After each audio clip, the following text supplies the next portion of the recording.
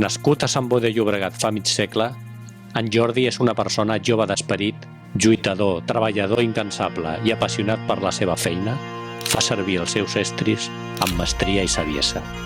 El llapis, el pinzell o la càmera fotogràfica són els seus grans companys de viatge, que amb el temps s'han convertit en els catalitzadors de la seva visió artística del món que l'envolta.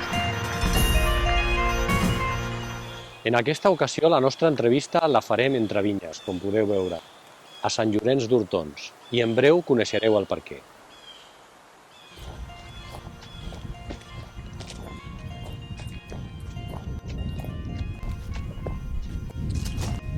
Home, Jordi, m'ha costat trobar-te, però t'he trobat. Com estàs? Què va? Molt bé, aquí, mira, aquí passant una miqueta de calor. Molt bé. Bueno, Què però dius? estàs de conya, no?, aquí entre tanta vinya. Home, sí, respira naturalesa, això sí. I tant. Estàs aquí sol, És una completament. sort, és una sort poder fer això. Bueno, jo voldria entrevistar-te una miqueta perquè els amics de caràcter coneguin qui és el Jordi. Encantat de la vida. Coneixes algun lloc per aquí on puguem seure? Sí, podem anar una miqueta més avall, que hi ha una vista molt maca de Sí? les vinyes. Bueno, doncs anem, som-hi. Vinga. Vinga.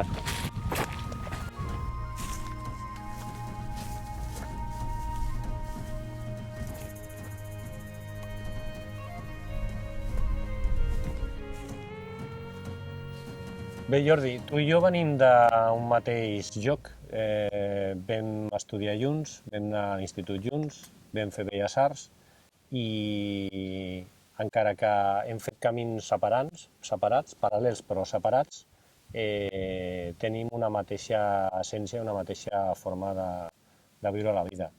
Què ens podries explicar de tu? Qui és en Jordi Elias? Doncs, ciutadà de Sant Boi, nascut a l'any 64, i que a banda d'haver anat, com tu bé dius, al Rovira i Orsi a Belles Arts, doncs també vam anar als Salesians, no sé si te'n recordes. Sí, que és cert. Que jo dubto que hi hagi poca gent que tingui una vida acadèmica paral·lela tan llarga com la nostra. Sí, No? la veritat. Jo, no sé, si vaig a definir amb alguna cosa, doncs algú compromesa amb la creativitat. Les 24 hores del dia, és una que no me'n puc deslligar, no? Sí, això es porta a dintre. Sí, és com una passió, no? Una passió doncs, que cadascú l'explica o la transmet d'una manera diferent, no? Il·lustrador sempre per altres, va arribar un punt en què vas decidir fer un viatge a l'interior de tu mateix, atrevessant totes les portes. Que ens podries explicar sobre aquesta aventura?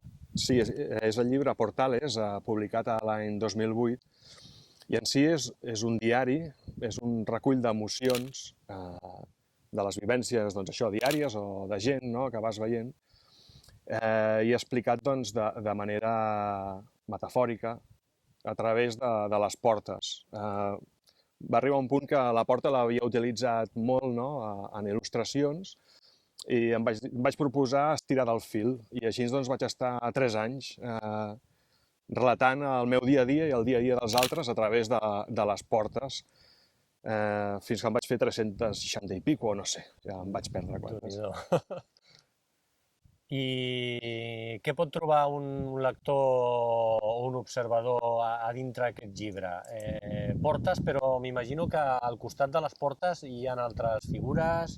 No, bàsicament és jugar amb la porta o tot el que veure amb la porta, amb el marc, i expliques emocions, doncs, tot tipus d'emocions. O sigui, algú, per exemple, que està angoixat, doncs pot ser una porta en flames, no? Sí. En si el llibre és un viatge, des de la primera porta que nosaltres podem construir, nosaltres mateixos, no? O de les primeres, un castell de sorra, Sí. que després ho vaig acabar titulant cada un, no? Aquesta seria una porta efímera, fins l'última porta.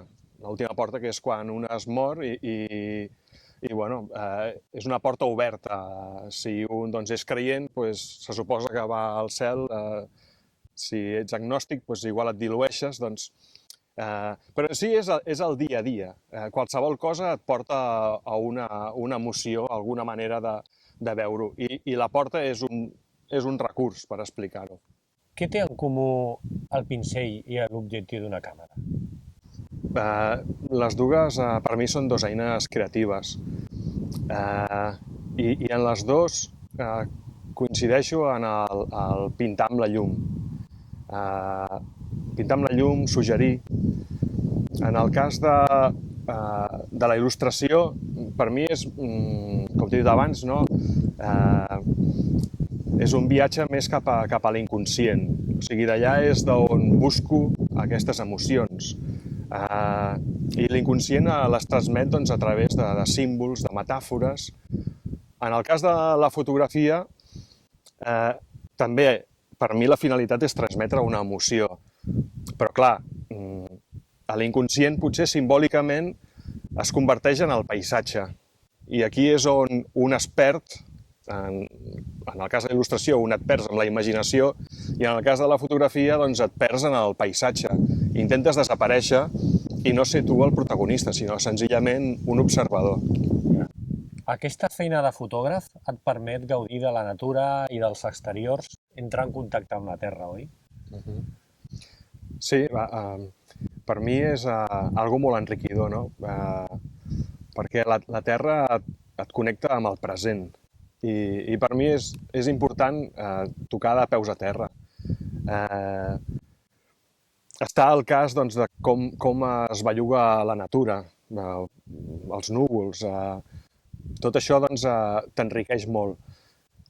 En el cas de les vinyes, aquí també s'ajunta doncs, de que és gent que estima la terra, és gent que pateix, que en té cura al llarg de l'any i que en acabat es produeix, la finalitat és produir el vi, no? que és una expressió d'emocions. I aquí és on es conjuga doncs, la seva estimació per una cosa i amb la meva. No? Bueno, és un punt en comú. No sé si a tu et passa, però molt sovint respondre a la pregunta «i tu a què et dediques?», que és el que tu fas, és una mica complicat, oi? Bueno, jo dic que sóc artista, tot i que no estic d'acord al 100%, no? Però sovint ho dic per provocar, perquè la gent identifica ser artista com un cantamanyanes o un que fa poca cosa i que espera la il·luminació, no? Però en realitat dic per provocar perquè a partir de la pregunta que te la farà algú que no et coneix, no? Doncs, a partir de com reacciona quan tu dius artista aquella persona, doncs saps molt més d'ell, no? Sí. I aquesta és potser la part interessant, no? Sí. És dura la vida d'artista? Bueno, doncs, com tothom, no? Que treballes. La vida d'artista, bueno, per un cantó ets autònom, no? I tens molts deures i reps poc a canvi, la veritat, no? Després, pel fet de ser autònom, doncs, almenys en el meu cas, jo m'obligo a donar més del 100%, no? M'agrada que quan algun client veu el resultat, poder donar més del que esperava. Bueno, bàsicament és això, no? Després, clar, com pots veure, doncs, avui fa prou de calor, no? I quan tu estàs a 45 graus treballant unes hores, doncs és difícil seguir amb l'ànim igual, no? Evidentment. Però, bueno, trobes els teus recursos i en realitat jo m'ho prenc com una aventura, no? Perquè cada dia és diferent i no saps com anirà, doncs t'has d'adaptar al que hi ha. Sí, evidentment. Ara, i amb 50 anys, què li demanes a la vida? Doncs seguir disfrutant del dia a dia, de la família, dels amics, de la feina, seguir aprenent, aprendre en tots els àmbits, no? És una cosa que m'enriqueix. En el món de la fotografia, doncs, seguir fent camí. Tampoc és que tingui una gran fita, la veritat.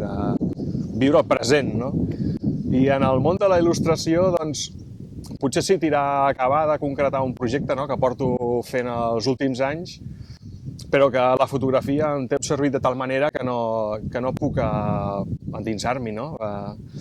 Però, bueno, estic segur que arribarà el seu moment i ho acabaré.